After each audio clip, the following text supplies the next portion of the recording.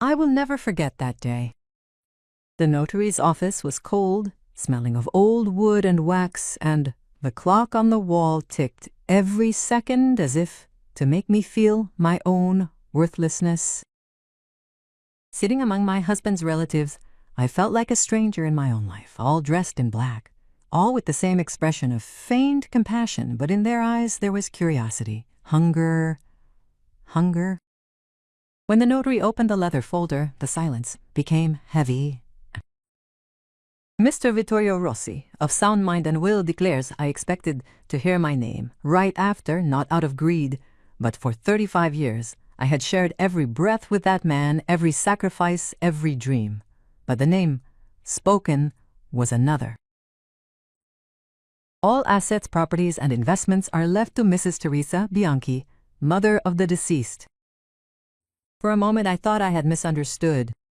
My mother-in-law, sitting next to me, lowered her gaze to feign grief, but I saw the small smile trembling on her lips. That smile cut me deeper than 1,000 knives.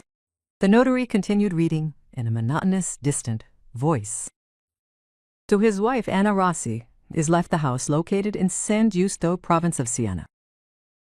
Pose, a structure of modest value, uninhabited for years. The room filled with murmurs. I heard one of the nieces whisper, "An old house for poor Anna. At least she'll have a roof," I barely smiled. Not necessarily. But in defense, when you don't know what to say, smiling is a way not to collapse. I didn't cry. I didn't scream. I stood up in silence, took my bag, and said only, "Thank you." My mother-in-law turned to me with that fake, sweet voice I had hated for years. "Dear, your husband wanted it this way, you'll see. You'll find yourself comfortable in that little house." Oh, picturesque. The word stuck in my throat. Picturesque, as if my life were a painting to hang on a wall. Outside the notary's building, the air of Florence was gray, heavy, with impending rain. I stopped on the sidewalk without knowing where to go. 37 years of marriage reduced to a signature to a piece of paper that handed me dust and loneliness. Why, Vittorio? I kept asking myself, you who were always so fair, so attentive, why? I returned to the small apartment we had in the city that evening. Everything suddenly seemed strange. The photos on the wall, his favorite armchair, his coat still hanging near the door. I sat and stared into the void for hours until I realized the lamp was still on and I hadn't even had dinner. On the table, next to the will, was the key to the house, a rusty, long key with the number 17 engraved on the iron. I stared at it for a long time. I had never heard of that property. Never. Yet in the document it was written with precision. House located in the San Giusto area, province of Siena. The next day I took the train, not out of hope, but to close a chapter.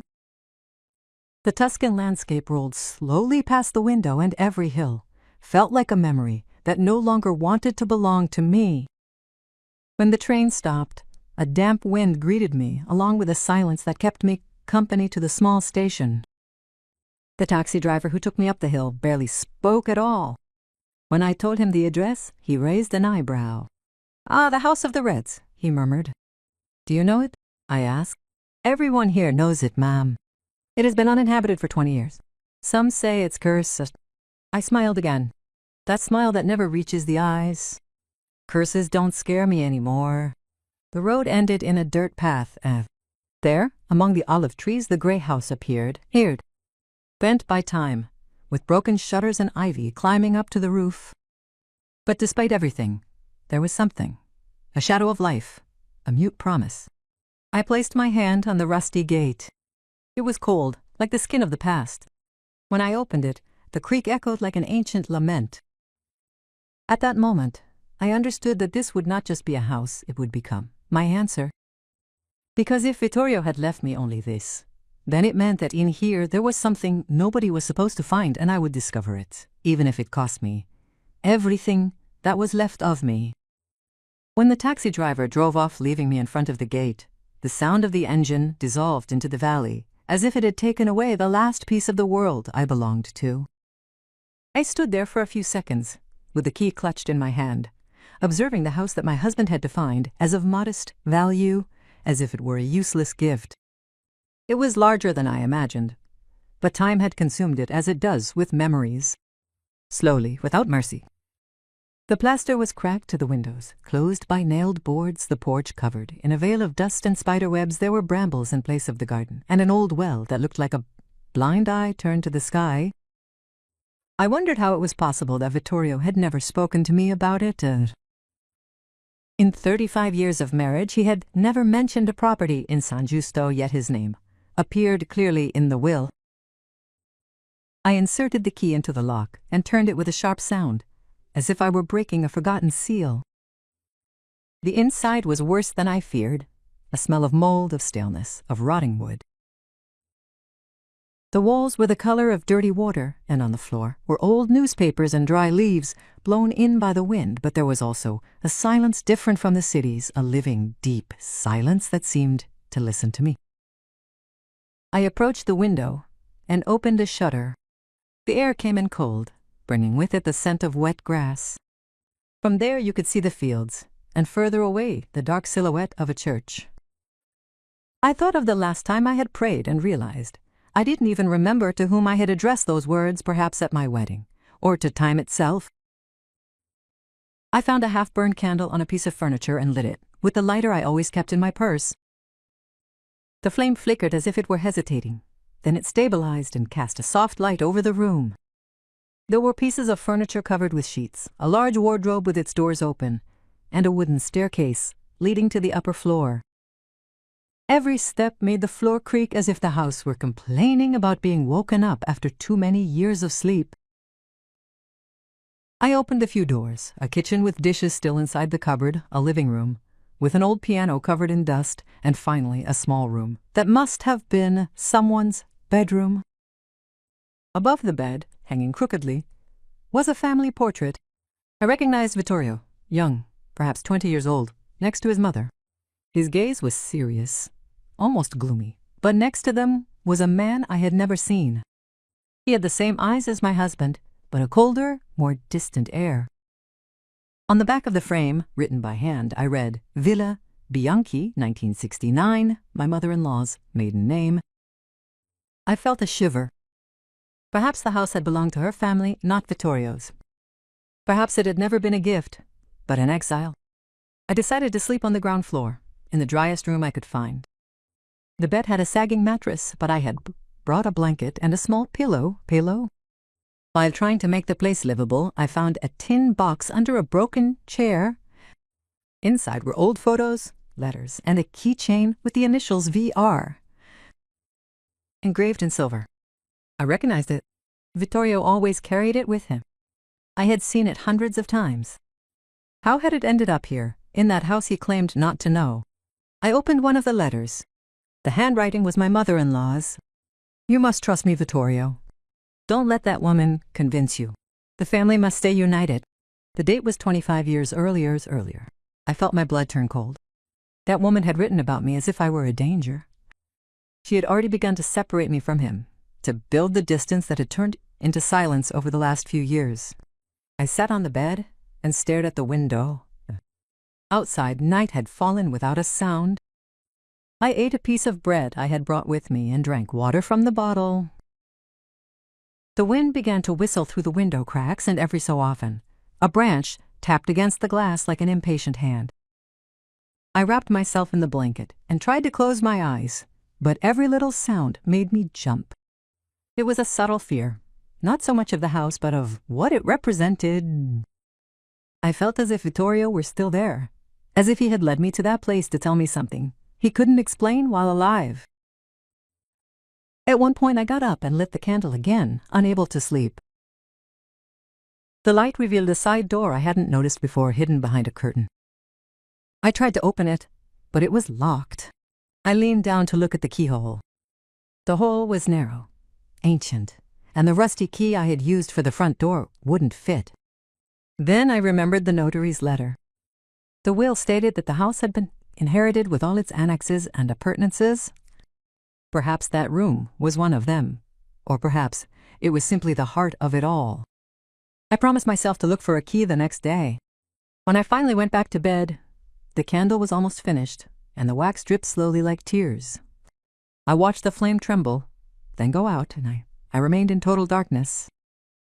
I heard the crackling of wood, the breath of the wind, and a distant noise like footsteps coming from upstairs. I told myself it was the wood expanding from the humidity, but I didn't truly believe it. I covered my face with the blanket, but the thought followed me. Why had my husband, so precise, so methodical, left everything to his mother and only this house to me? It was impossible for it to be just a sentimental decision. It was a message, a testament within the testament. At one point, in the silence, I thought I perceived a scent, not mold, not dust, but a familiar perfume, faint like the men's cologne Vittorio always wore. I turned around sharply, but there was no one there, and yet the scent remained. I smiled slightly, a bitter and weary smile. Maybe it was just my brain trying to comfort me, or maybe not. Maybe not. I closed my eyes and let that presence cradle me. When I woke up, the candle had melted completely, the window was ajar, and a beam of gray light entered the room.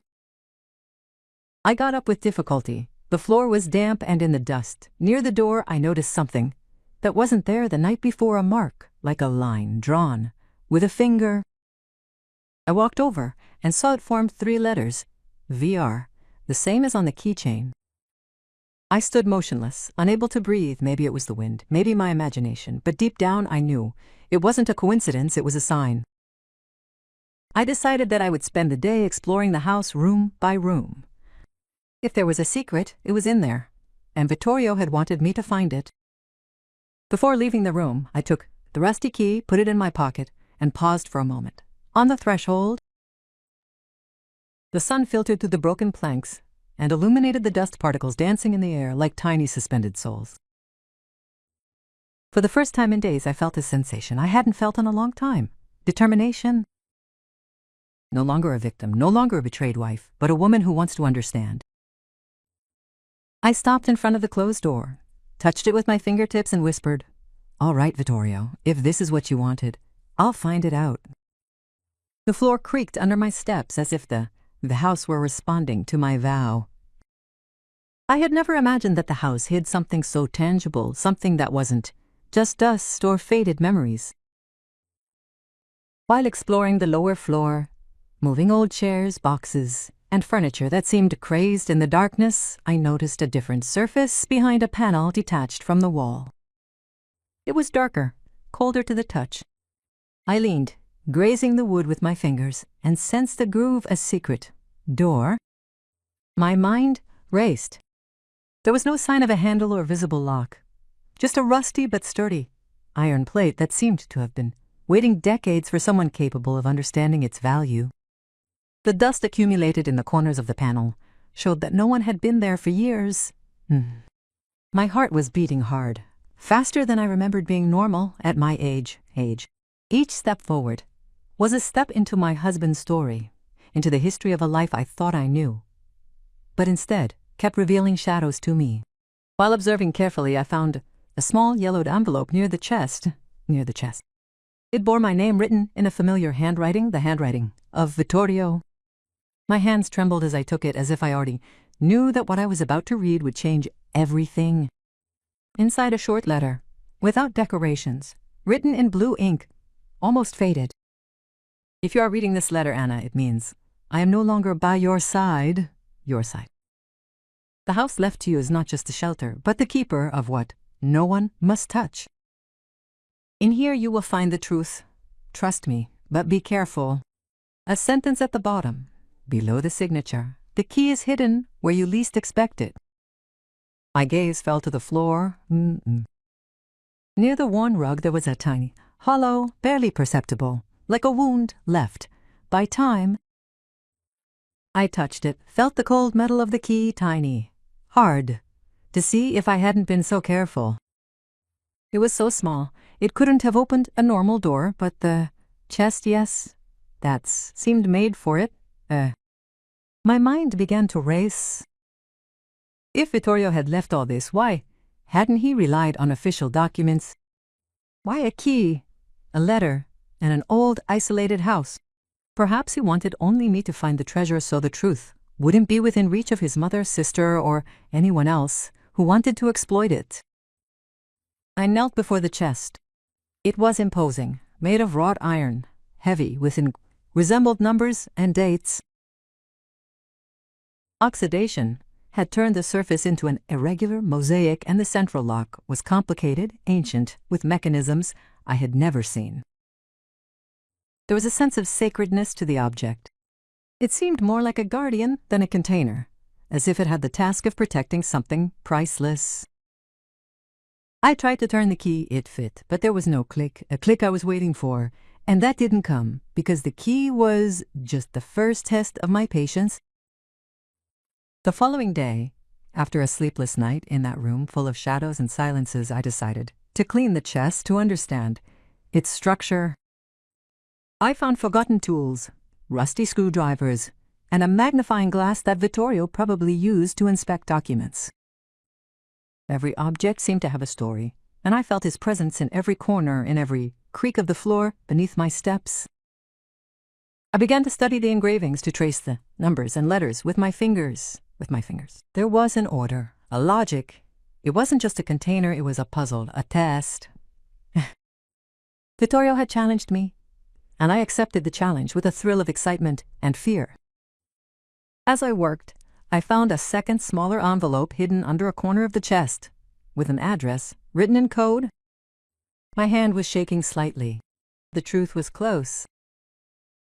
The house wasn't a punishment. It wasn't just dust and loneliness. It was a place of discovery, a secret archive, a hidden testament.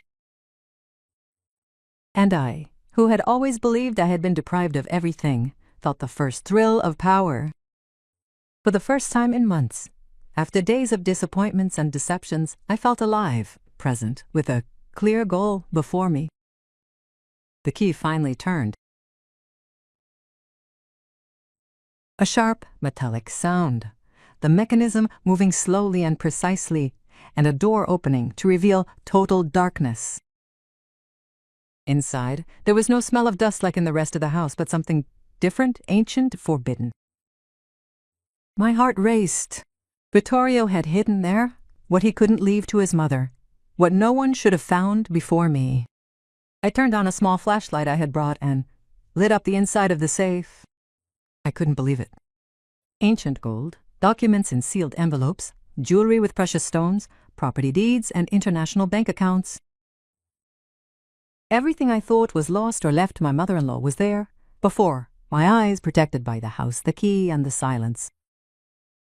There was also a small notebook of Vittorio's with notes of names, dates, and figures. Every page revealed secrets that went beyond death. Investments, secret accounts, properties throughout Italy and abroad.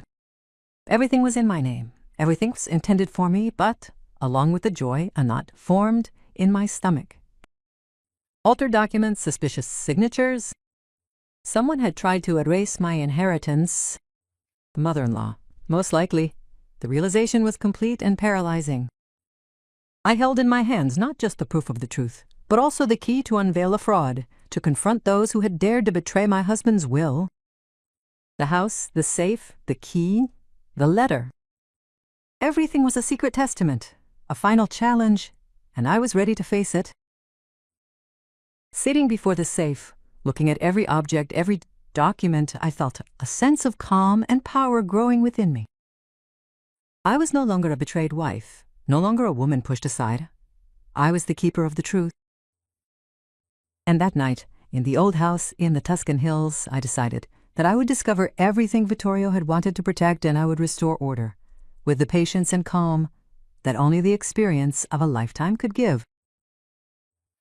The storm had just begun, but I held the fulcrum of his will and finally the possibility of writing my own story. When I opened Vittorio's letter, I felt a knot tighten in my stomach. The handwriting, so familiar, seemed to breathe on the living page, despite the faded ink and the time past. Every word was a whisper from the past, a bridge between the present and what I had ignored for years. The first line struck me with the precision of a blade. If you are reading this letter, it means that I am no longer by your side, I'd. house you have been left is not just a refuge but the guardian of what no one must touch. I read and reread, my mind trying to decipher every nuance. It wasn't just a promise or a warning. It was confirmation that behind that old house, between its cracked walls and creaky floors, there was much more than I imagined. My heart pounded, and I felt my hands sweat as I continued. Inside here you will find the truth, trust me. But be careful. The tone was serious, almost grave, as if he were speaking to me from the beyond, guiding me through a maze of secrets I never suspected.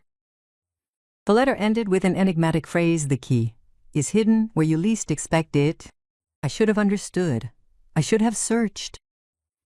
I got up from the chair, the letter clutched in my hand, and walked slowly through the empty rooms.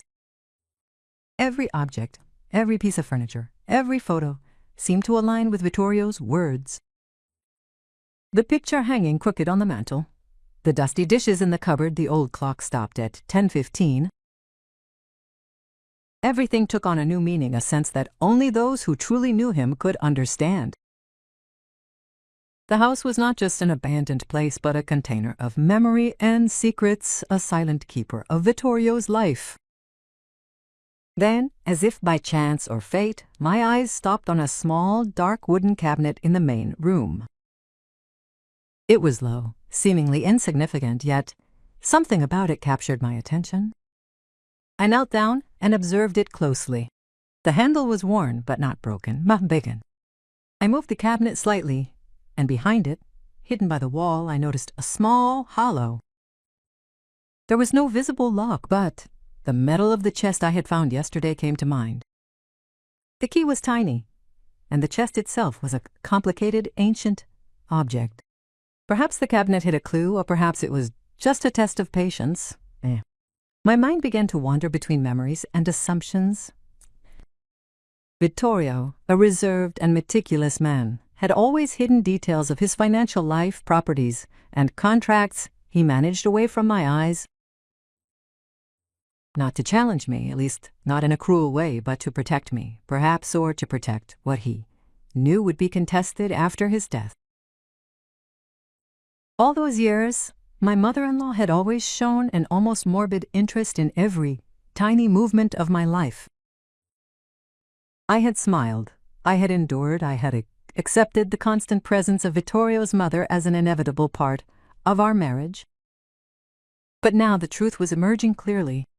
That woman had been a constant obstacle, ready to claim everything, to erase every right that awaited me. I stood there for hours, reading and rereading the letter. Every word gave me strength.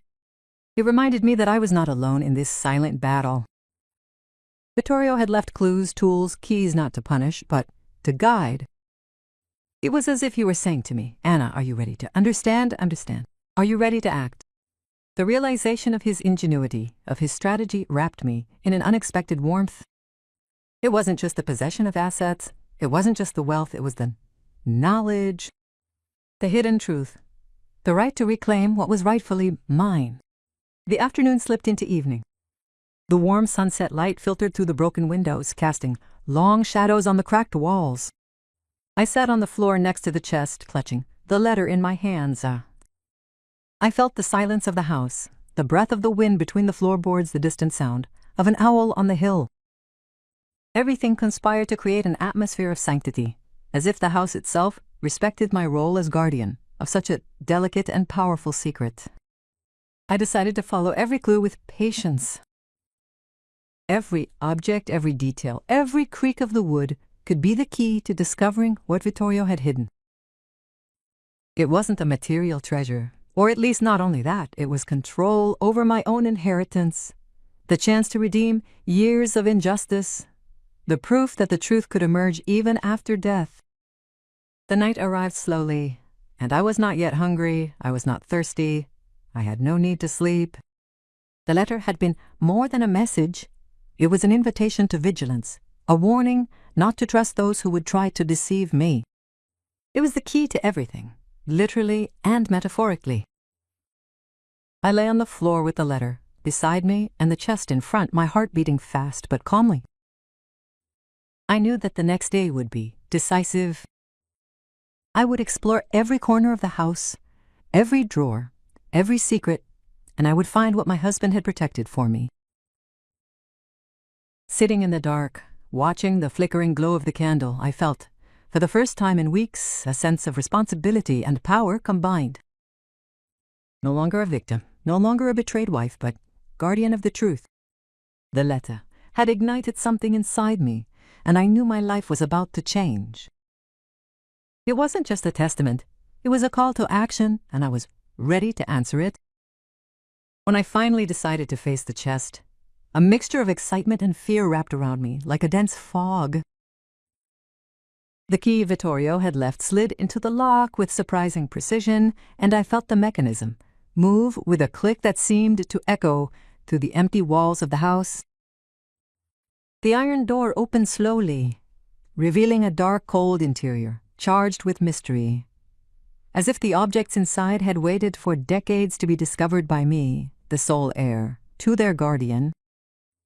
My flashlight flickered in my hand, and the beam of light revealed a content that exceeded all expectations.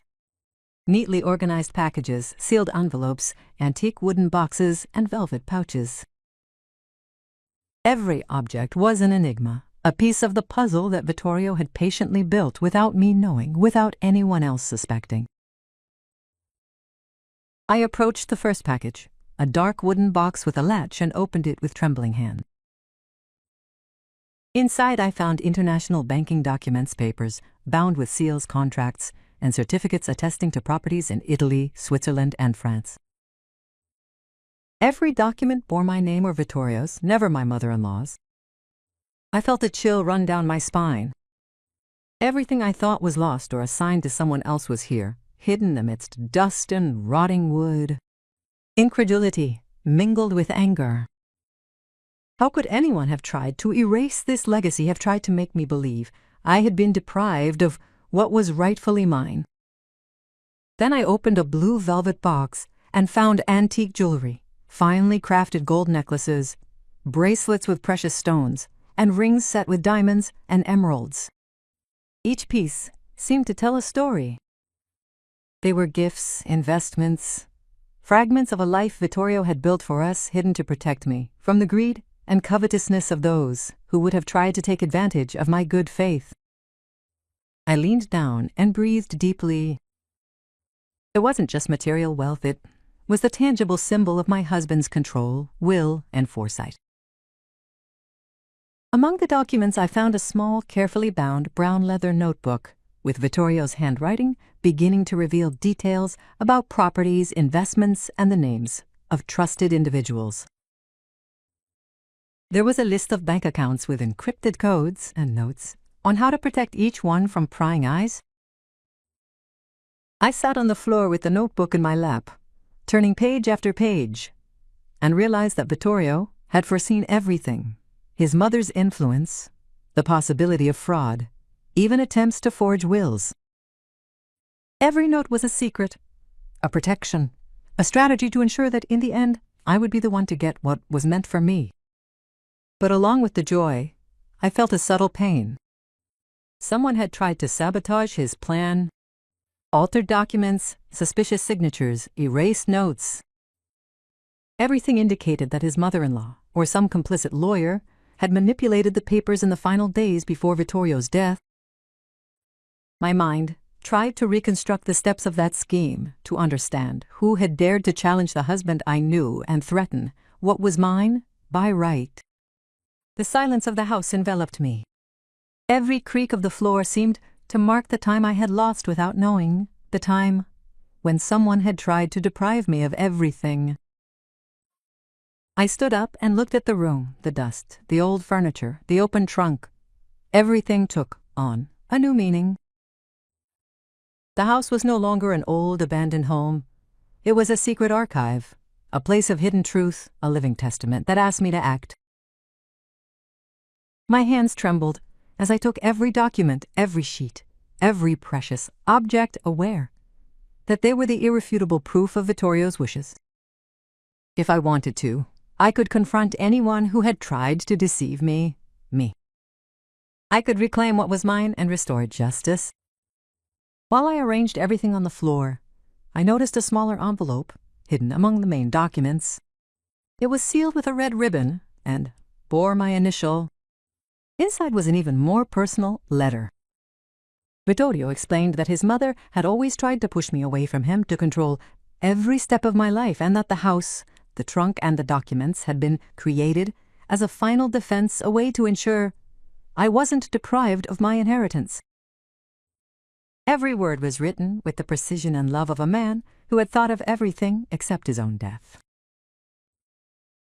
I sat on the floor and wept silently, not out of despair, but out of gratitude for the incredible trust he had placed in me and for the power I now held in my hands. I stayed there for hours, reading, organizing, and reflecting.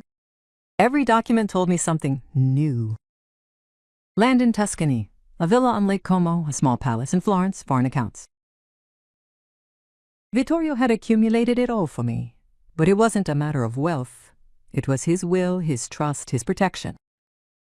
Discovering the chest wasn't just a shock, it was a revelation. Yeah. Everything I thought was lost was mine. Everything that had been denied, manipulated, or stolen from me was there before my eyes. When I finally closed the chest, I felt a sense of calm and determination grow within me. I was no longer the betrayed wife, no longer the woman cast aside. I was the guardian of the truth, the woman to whom Vittorio had entrusted his legacy, the woman who would restore order with the patience and strength that only life and loss teach you to possess. Night fell slowly over the house, and I sat on the floor surrounded by my newly revealed destiny, ready to face anyone who tried to deprive me of what was mine. My life was about to change, and the chest was only the beginning. After examining every document and jewel and understanding the contracts and letters hidden in the chest, I began to piece together a mosaic that until then had been completely unknown to me. The truth about my mother-in-law, which for years I had ignored or considered marginal, now emerged with disturbing clarity. Teresa Bianchi had not just been a protective mother, as she had always presented herself to others. She had been the silent architect of a plan aimed at stripping me of everything that was mine, by right, and perhaps even controlling Vittorio's life. The letters found between the pages of Vittorio's notebook were unmistakable. Insistent requests, strategic suggestions, warnings. Teresa had always monitored his every step, checked every investment, and observed every move with a vigilant and calculating eye. Even her calm voice during family visits, her apparent kindness, was a ruse, a way to hide her true objective. She had manipulated information, exploited the trust of other family members, and ensured that the original will, the one that guaranteed me the full inheritance, was altered in her favor. The realization shook me deeply. It was no longer just about material wealth, it was about betrayal, deception, and a control that had spanned decades. Every sheet I read, every altered signature, every erased note was proof of a silent conspiracy. Teresa had left nothing to chance. Compliant lawyers, dishonest consultants, easily influenced family, friends. Everything had been orchestrated with icy precision. I, who had always believed I knew my family, found myself facing a reality that seemed pulled from a novel of intrigue. The sweet, familiar face of my mother-in-law concealed years of meticulous and cold planning. The following day, sitting on the house floor surrounded by documents and the jewels I'd found, I felt a surge of anger mixed with resolve. I would never allow her manipulation to succeed in erasing what was mine. Every word from Vittorio, every symbol carved on the chest, every key left as a clue now became a weapon, a guide to restoring justice. The house itself seemed to breathe with me. Each floorboard creak, each slanted ceiling, each broken window was part of a grander design, a labyrinth built to protect the truth. I started making connections. Teresa's letters pointed to her strategy. First, isolate me and Vittorio from any outside advice. Second, create emotional and financial dependency. Third, alter key documents to ensure that, in the end, I would never be able to claim my share. All of this was carefully written, leaving no room for doubt. I realized that the house, the chest, the letter, and the key had been a silent test from Vittorio to ensure only I and no one else could discover the truth. As I studied the documents, I stumbled upon a series of communications between Teresa and a local lawyer, where they openly discussed the need to modify the will without my knowledge. The coldness of the messages was chilling. No emotion, no remorse, just calculation and planning. And the more I read, the more my determination grew. I would not let her cunning get the best of me. It was no longer just about money. It was about respect, justice, and the memory of my husband who had placed his trust in me. I decided to start a complete inventory. Every document, every jewel, every contract, every note from Vittorio was catalogued and photographed.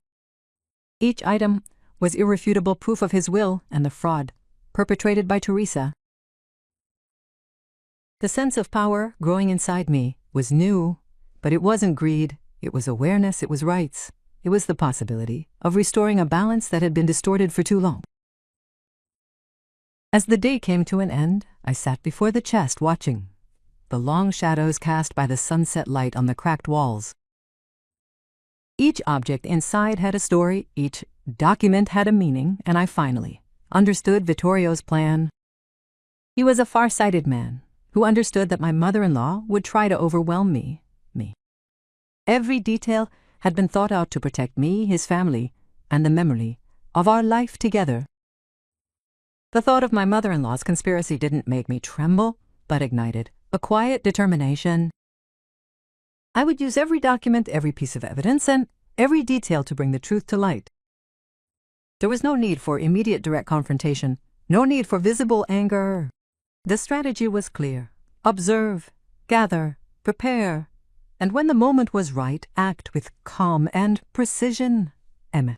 As the sun set and the shadows lengthened, she felt an inexplicable sense of lightness. The house, which initially seemed a place of isolation and abandonment, was now a sanctuary, a center of hidden power and protection.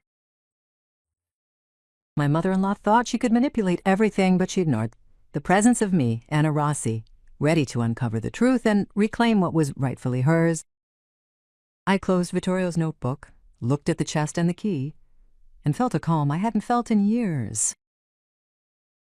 The conspiracy was clear, the threat evident, but I had everything I needed to face it.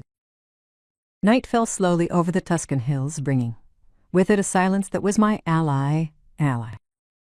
I didn't need impulsive revenge. I needed precision, patience, and strategy. My mother-in-law didn't yet know that the game had changed, and that the woman they had underestimated for decades was finally ready to reclaim what was hers with calm, silence, and absolute determination. The next day, with the house silent around me, I decided it was time to seek confirmation. I could not face the magnitude of Teresa's conspiracy on my own. I needed an outside voice, someone who knew Italian law and the precision necessary to verify the validity of those documents. I took the number of a lawyer Vittorio had previously named for issues related to real estate investments, known for his integrity and discretion. I contacted him, trying to keep my voice steady despite my racing heart. After a few words, I secured an immediate appointment and went to his office in Florence, an elegant space filled with books and orderly files that exuded a sense of security and authority. As soon as the lawyer welcomed me, I sensed his scrupulous attention. He wasn't intimidated by my silences or hesitations. He invited me to sit and ask me precise, almost clinical, questions about the contents of the letter and the chest. I showed him every document, every contract, every note found within the house's walls. Every sheet was scanned, photographed, and catalogued. His expression, initially neutral, slowly changed, taking on a mix of surprise and admiration. He said nothing for a long time, leaving me to be carried by the flow of silence, but his eyes betrayed his immediate understanding of the situation. After a careful review, he spoke to me in a calm, measured yet firm voice. "Mrs. Rossi, what you are showing me leaves no room for doubt. These documents clearly prove that your husband's will was to leave you all assets and properties, including international investments, villas, and bank accounts. The will you were presented with has been altered, and the signatures are proven to be forged. It is clear document fraud, and the evidence collected in the safe is sufficient to launch legal action against those who manipulated the inheritance." My breath caught for a moment. Everything I had suspected, everything had feared regarding my mother-in-law was confirmed. The fraud was real, concrete, systematic. Teresa had left nothing to chance. She had orchestrated a meticulous plan, counting on my ignorance, exhaustion, emotions, and apparent inability to react. And I, a woman who had silently accepted family dynamics until that moment, finally had the tools to confront her. The lawyer continued to explain, analyzing every document, every suspicious signature, and the dates of the changes. Each page was proof, every note, a confirmation that my mother-in-law had attempted to usurp what was mine by right. Letters between her and complicit lawyers had been minutely altered to create confusion and apparent legitimacy. However, Vittorio's safe contained all the originals, every authentic signature, every document, intact. His foresight had anticipated every move my mother-in-law made, and now everything was in my possession. As I listened to the lawyer's words, I felt anew an unsuspected sense of calm. It wasn't anger or vengeance growing inside me, but clarity, a sense of imminent justice, and above all, control. For years I had been cast aside, ignored, considered a marginal presence, a woman who could be done without. Now finally, the truth was emerging in all its strength. The fraud had been unveiled, and I had the chance to restore what was right. We sat for a long time, examining every detail, planning every step. The lawyer advised me to proceed calmly, without immediately revealing the evidence to Teresa, without raising any alarms. The strategy was clear: gather all the evidence, secure it, and prepare for a formal, legal action that would leave my mother-in-law no escape. Every move had to be silent, precise, unexpected. There was no room for impulsivity, for uncontrolled emotions. Victory, if it could be called that, would only come through patience and method. Leaving the office, the sun was high and bright, and for a moment, the light seemed unreal, almost as if it were illuminating not just Florence, but the path ahead of me. Walking along the cobblestone streets, I heard the city noises, the light traffic, the voices of passers-by, yet my thoughts remained focused on the house, the chest, the letter, and Vittorio's notebook. Every detail of the conspiracy was now clear in my mind, and the path ahead was no longer uncertain. Returning to the house in the afternoon, I sat once again before the open chest with all the documents scattered on the floor. I felt the weight of the responsibility and the sense of protection that Vittorio had wanted to pass on to me. It wasn't just money or property. It was his trust, his moral legacy, the certainty that I had the right and the duty to defend what belonged to us. For the first time, after years of silence and frustration, I felt a sense of power. Not aggressive or vengeful, but aware and resolute. Evening slowly descended upon the Tuscan hills. The sunset light illuminated the dusty rooms of the house, and every object took on a new meaning. The open chest had become a symbol of truth and justice. Every document, every piece of jewelry, every note from Vittorio was a testament to his wisdom, his foresight, and his protection of me. Sitting there, amidst dust and fading light, I finally felt a sense of control, a calm I had never known.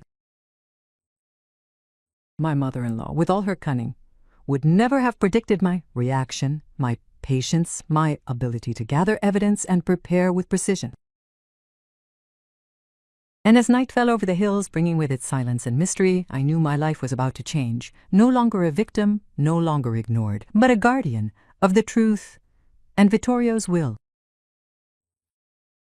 The fraud was confirmed, the path outlined, and I was ready to take the next step, step by step, until I restored what was right, until I reclaimed what was rightfully mine with patience, wisdom, and absolute determination.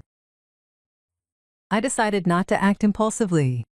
There was no need for direct confrontations, for shouting or dramatic scenes. My mother-in-law, Teresa, had spent years building an empire of manipulation and lies, relying on my silence, on my apparent passivity.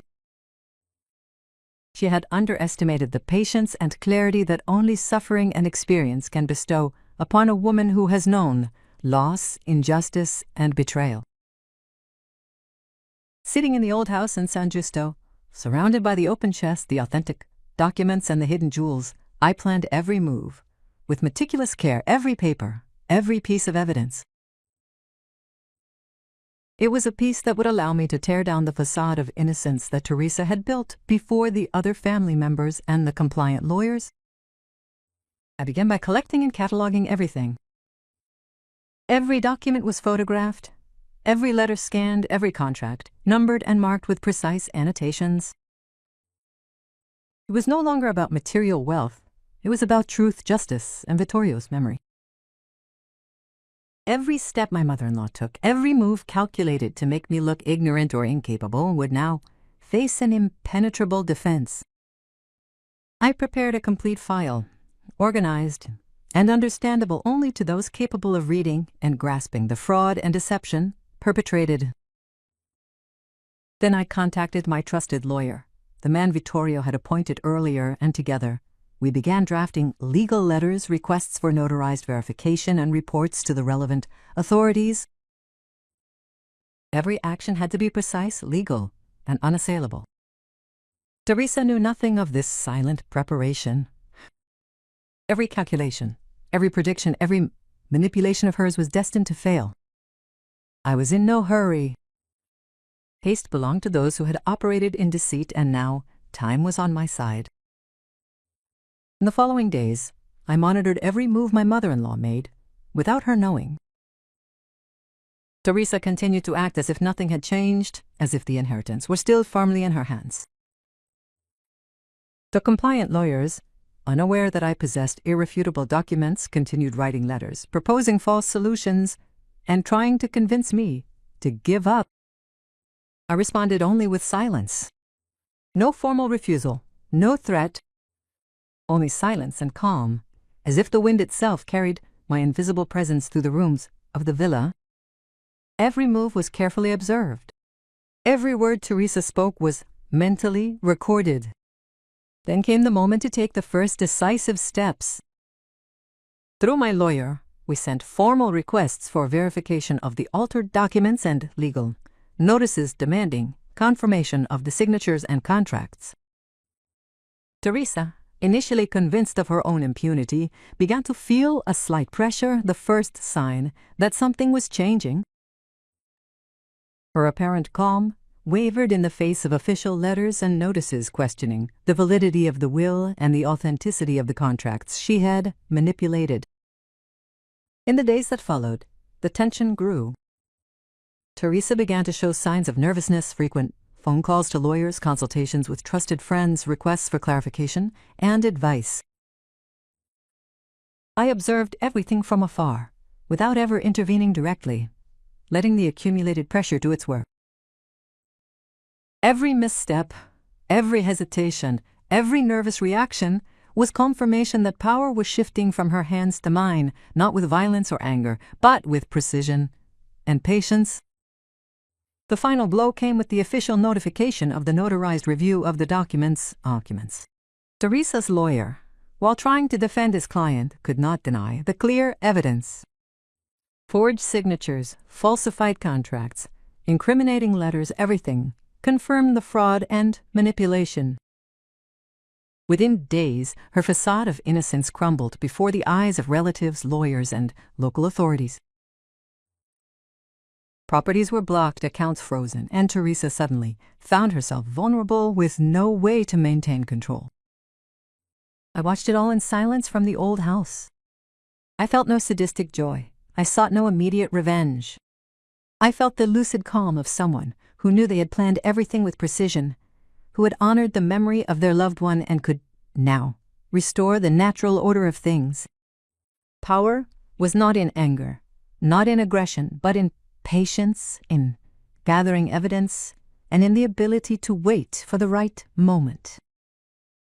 When Teresa finally realized that her every move had been anticipated and that her impunity was over, silence fell upon her like a heavy shadow. No recriminations, no screaming, just the acknowledgement of defeat, a silence that spoke louder than any words. My mother-in-law's downfall was complete, yet it happened without fanfare or ostentation. I had won not with force, but with strategy, with clarity, and with respect for Vittorio's wishes and my own dignity. Sitting in front of the safe, with documents organized and jewels in their place, I felt a deep sense of peace. Teresa would no longer be able to interfere, manipulate, or erase my legal and moral existence. Justice, slow but inexorable, had run its course. Night fell over the Tuscan hills, and I remained seated, contemplating the silence and the sunset light filtering through the broken windows. There was no anger, no celebration. There was only the realization that the truth had emerged, and that I was now free, finally, free to reclaim what was mine, with calm, patience, and absolute determination. After weeks of silent preparation, the knowledge that I had gathered irrefutable evidence gave me a strength I didn't remember possessing. It was no longer about anger or pain, it was about justice, recognition, and the possibility of restoring the order my husband had planned with such foresight.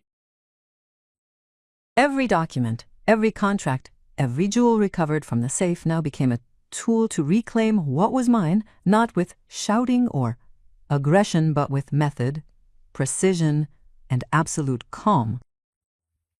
My mother-in-law, Teresa, thought she had everything under control, but she had not foreseen my patience, my ability to read and interpret every move, or my will to carry out Vittorio's silent plan.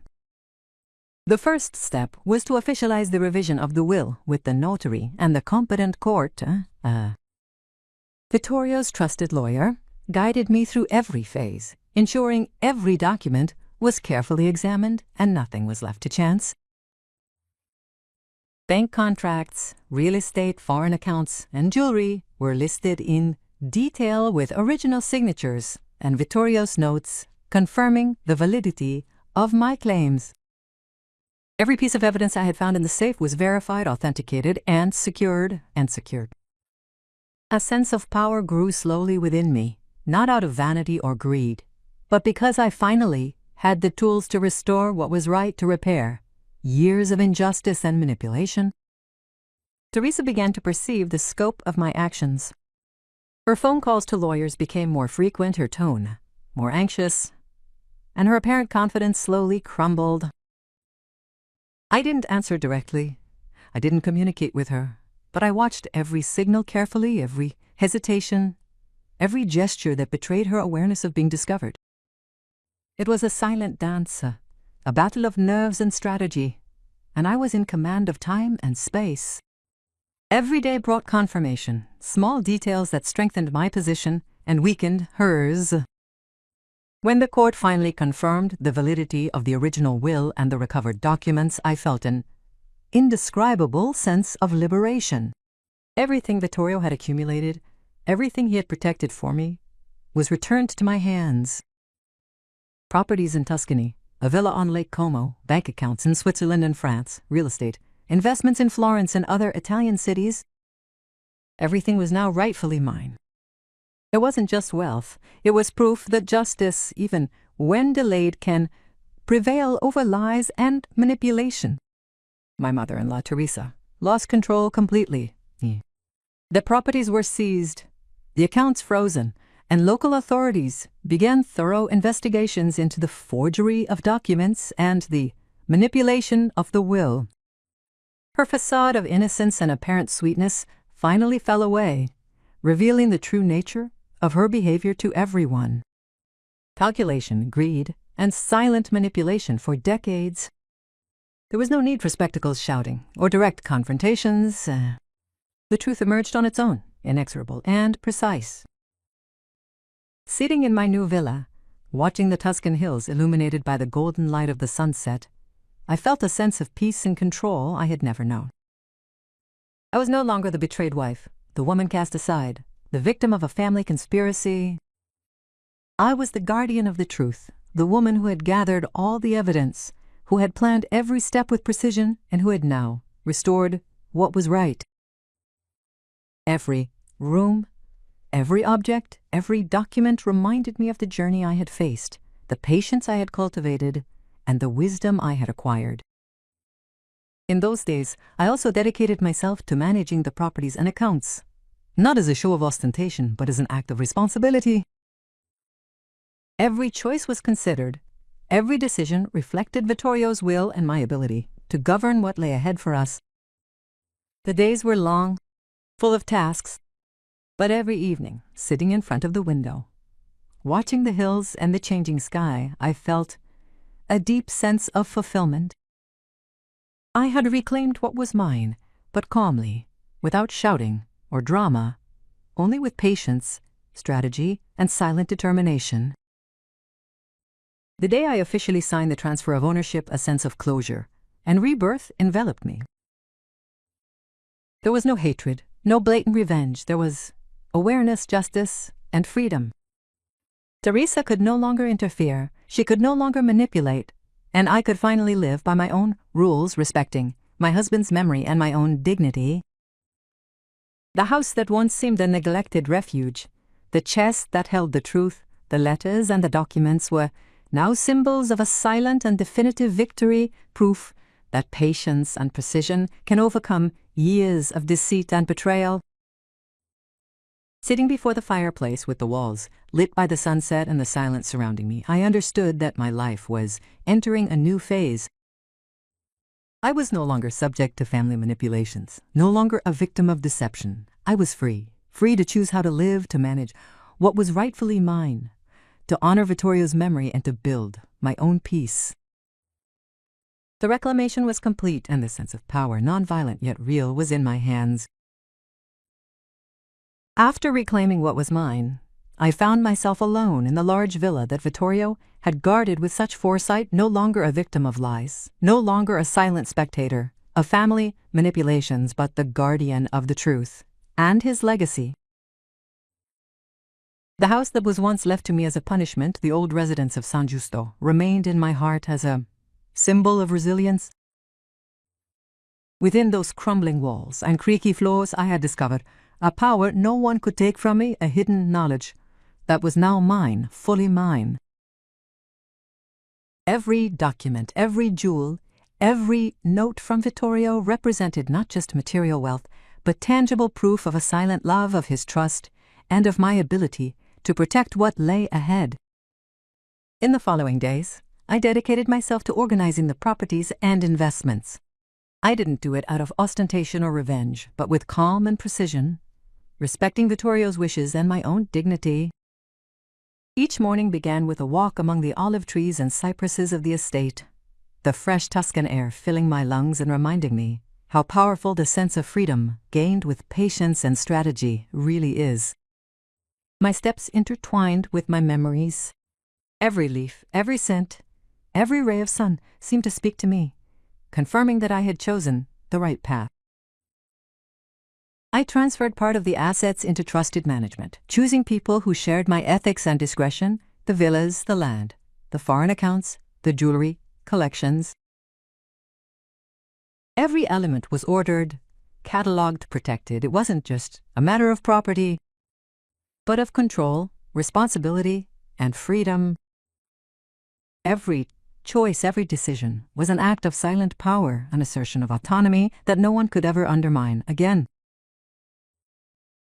Returning often to the old house in San Giusto, no longer out of fear or need, but by choice and for reflection, I realized that every room, every object, every memory had a new meaning.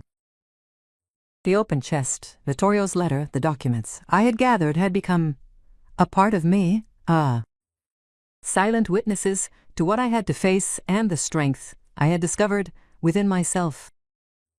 Every step in the house was a step toward my rebirth, an acknowledgement of the past and the truth finally reaffirmed.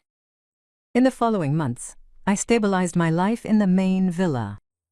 The security and peace I felt were new, deep, and rooted.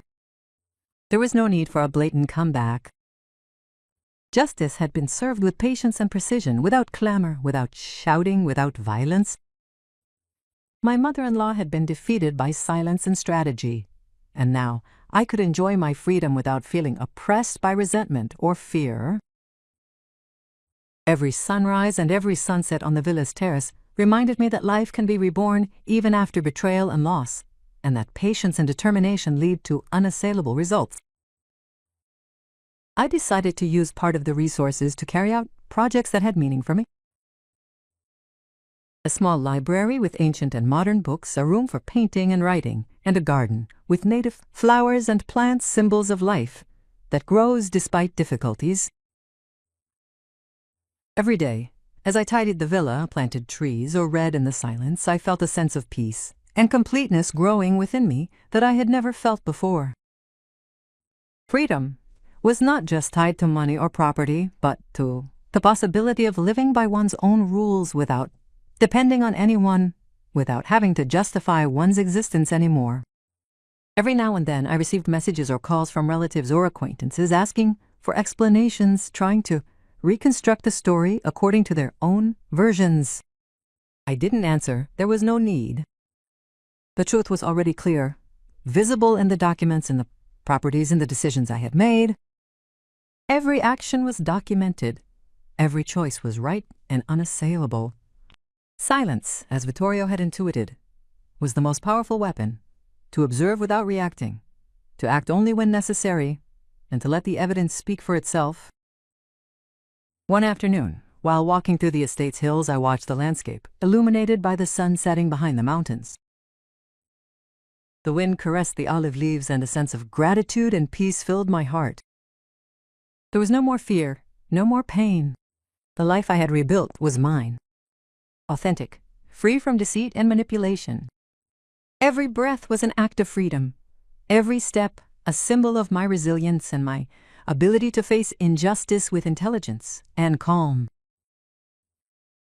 The old house in San Giusto remained in my heart as a monument to discovery, truth, and determination. The chest, the letters, the documents, and the jewels were silent witnesses to the journey I had taken, the power I had found within myself, and the justice I had restored without resorting to anger or revenge.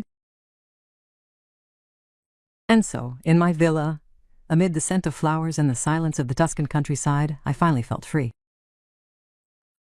Free to live by my own rules, free to cultivate my interests, free to honor the memory of Vittorio and my own dignity. The rebirth was not only material, but emotional, spiritual, and profound. And as the sun dipped below the horizon, walking among the olive trees and breathing the fresh Tuscan air, I knew my life was truly mine, and that the freedom gained with patience, strategy, and silence was the greatest victory of all.